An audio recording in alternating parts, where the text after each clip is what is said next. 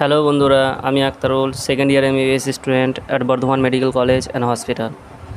বন্ধুরা, আগামীকাল 5ই মে তোমাদের নিটের গুরুত্বপূর্ণ এক্সাম রয়েছে এবং অলরেডি তোমরা তোমাদের সমস্ত কিছু গুছিয়ে নিয়েছো এবং তোমাদের মাইন্ড সেট আপও ঠিকঠাকই আছে আশা করব।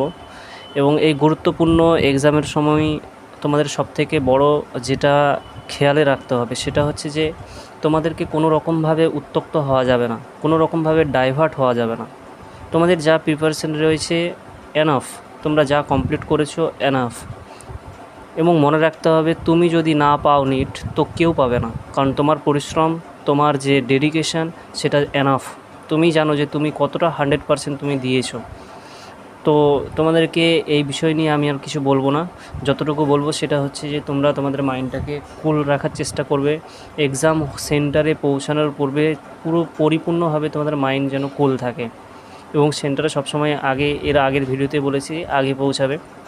তো এখন যে ভিডিওটি আমি করতে যাচ্ছি সেটা যারা ফ্রেশার রয়েছে তারা অনেক সময় কি করে যে ওএমআর সিট কীভাবে ফিল আপ করতে হয় জানে না, অনেক সময় ভুল করে দিয়ে আসে প্র্যাকটিসের অভাবের জন্য। বা যারা রিপিটার আছে তারা মক টেস্ট পার্ট টেস্ট তো দেয়, কিন্তু তারা কোনো রকমভাবে যদি ভুল করে ফেলে চান্স থাকে। কারণ আমি 3বার পরীক্ষা দেওয়ার পরও আমার ওএমআর সিটে ভুল হয়েছিল, যার কারণে এই ওএমআর সিট ফিল আপ করার যে গুরুত্বটা আমি খুব ভালো করে বুঝি।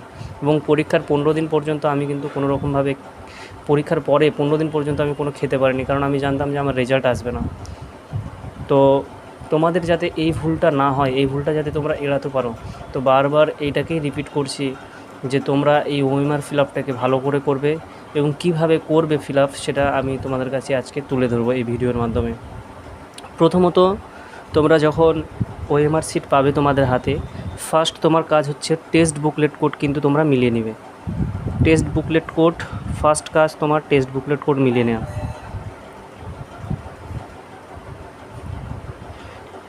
এই টেস্ট বুকলেট কোড কিন্তু তোমরা অবশ্যই মিলিয়ে নেবে, কারণ কোশ্চেন পেপারের সাথে ওএমআর সিটের যে তোমাদের বুকলেট নাম্বারটা থাকে এটা অবশ্যই তোমাদেরকে মিলিয়ে নিতে হবে। ইনভিজিলেটর বারবার তোমাদেরকে এটা বলবে এবং তোমরা এটা মিলিয়ে নেবে অবশ্যই, কারণ 99.99%-এর ক্ষেত্রে এটা মিলে যায়, বাকি কিছু কিছু ক্ষেত্রে মিলতে পারে না।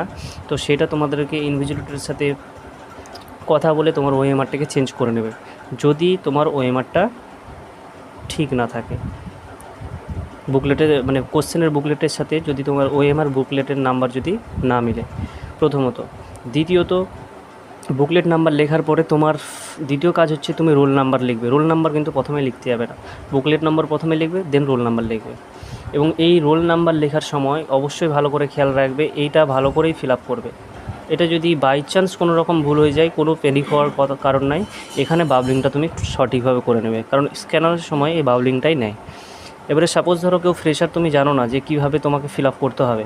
সাপোজ ধরো কারো রোল নাম্বার 20759858, তো তার রোল নাম্বার যদি এরকম হয় সে কীভাবে ফিল আপ করবে না, সে ফিল আপ করবে, সাপোজ এর ফার্স্ট ডিজিট হচ্ছে 2, তো ফার্স্ট ডিজিট 2 ফিল আপ করবে, second digit 0, second digit 0 fill up করবে, third digit 7, third digit 7 fill up করবে। এরকম পরপর সে ফিল আপ করতে থাকবে, কোনো রকম ভুল হওয়ার কোনো যেন ইন্টেনশন না থাকে। পুরোপুরিভাবে পরীক্ষার হলে পুরো অ্যাটেন্টিভ থাকবে, কোনো রকম ভুল করা যাবে না। এবং 3 নম্বর, এর বুকলেট কোডে অনেক সময় সাইডে দেওয়া থাকে, অথবা তুমি নিজে যদি মার্কিং করতে হয় তাহলে নিজে মার্কিং করে নেবে। এবং এখানে এই 3টে জিনিস মাস্ট তুমি ভালো করে ফিল আপ করবে, বাকি এগুলো পরীক্ষকরা নিজেরাই করিয়ে নেবে। তোমার সাইনটা, তোমার মায়ের সাইন বা তোমার মায়ের নাম বা ক্যান্ডিডেটের যে থাম ইমপ্রেশন, তোমার থাম ইমপ্রেশন, বাবার নাম, এগুলো স্যারেরাই তোমাদেরকে দায়িত্ব সহকারে ফিল আপ করে দেবে। কিন্তু তোমাকে এই জায়গাটাতে ভুল করা মোটেও যাবে না, এই 3-4টে জায়গায় ভুল করা মোটেও যাবে না। এবং এরপরও আমি বলবো, যদি তোমাদের ভুল হয়ে থাকে তারপরও তোমাদের প্যানিক হওয়ার কারণ নাই, কারণ এখানে যে বারকোড থাকবে বা স্ক্যানার থাকবে, এই স্ক্যানার থেকে তোমাদের রেজাল্ট আসবে, কোনো সমস্যা নেই। এরপরে বলবো যে ওএমআর সিট আমরা কীভাবে ফিল আপ করবো, সবথেকে শর্টেস্ট নিয়ম কী, সবথেকে ইফেক্টিভ নিয়ম কী। ইফেক্টিভ নিয়ম যদি বলি, তোমরা যে যেরকমভাবে প্র্যাকটিস করেছো সেটা সবথেকে মোস্ট ইফেক্টিভ তোমার জন্য। এবারে কেউ যদি প্র্যাকটিস না করে থাকো, তবে তোমাদেরকে আমি একটা প্যাটার্ন বলবো, সেটা হচ্ছে এটাই যে প্রথমে তুমি বায়োলজি করবে, দেন কেমিস্ট্রি করবে, দেন ফিজিক্স করবে। তাতে কী হবে, তোমার টাইমটা মেনটেন করতে পারবে। এবং সবসময় চেষ্টা করবে 3 ঘন্টার মধ্যে 3 ঘন্টা 10-15 মিনিটের মধ্যে কোশ্চেনটা কমপ্লিট করে যাতে 10-15 মিনিটের মধ্যে আরেকবার রিভিশন দিতে পারো। তো এই বায়োলজি করার সময় সমস্ত কোশ্চেনগুলো আগে করে নিলে কোশ্চেনে দেন বাবলিং করবে।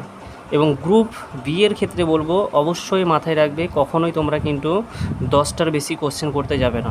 10টার বেশি কোশ্চেন করলেও কিন্তু তোমাদের এখানে দেখা হবে না। প্রথম 10টা কোশ্চেনে দেখা হবে। কেউ সাপোজ ধরো 186 থেকে 197 পর্যন্ত করলো, ঠিক আছে, এই পর্যন্ত যদি করে তাহলে এর প্রথম 10টা কোশ্চেনই দেখা হবে, কিন্তু 96 পর্যন্ত দেখা হবে, 97 কিন্তু দেখা হবে না। যদি এটা ঠিক থাকে তাও কিন্তু দেখা হবে না। সো গ্রুপ বিটা খুব ভালো করে করবে, কখনো অবহেলা করে এরকম করবে না যে এটাও ঠিক হবে এটাও ঠিক হবে আমি তো জানি, কিন্তু এরকম করার কোনো মানে হয় না। 11টা করার কোনো দরকার নেই, তুমি 10টাই করো, কিন্তু ভালো করে করো, ঠিক আছে। এটা তোমরা মাথায় রাখবে। একই রকমভাবে কেমিস্ট্রির ক্ষেত্রেও, বায়োলজির ক্ষেত্রেও, ফিজিক্সের ক্ষেত্রেও একই রকমভাবে প্রযোজ্য। তো বন্ধুরা, কোনো রকম ভয় করার কোনো দরকার নাই। তোমাদের প্রিপারেশনের জন্য অল দ্য বেস্ট এবং তোমাদের পরীক্ষার জন্য অনেক অনেক শুভেচ্ছা রইল। ভিডিওটা যদি ভালো লেগে থাকে এবং ইনফরমেটিভ মনে হয়ে থাকে তোমাদের কাছে, তোমরা অবশ্যই চ্যানেলটিকে সাবস্ক্রাইব করে দেবে এবং লাইক করে দেবে, যাতে তোমাদের জন্য আমি আরও ভালোভাবে ভিডিও তৈরি করতে পারি।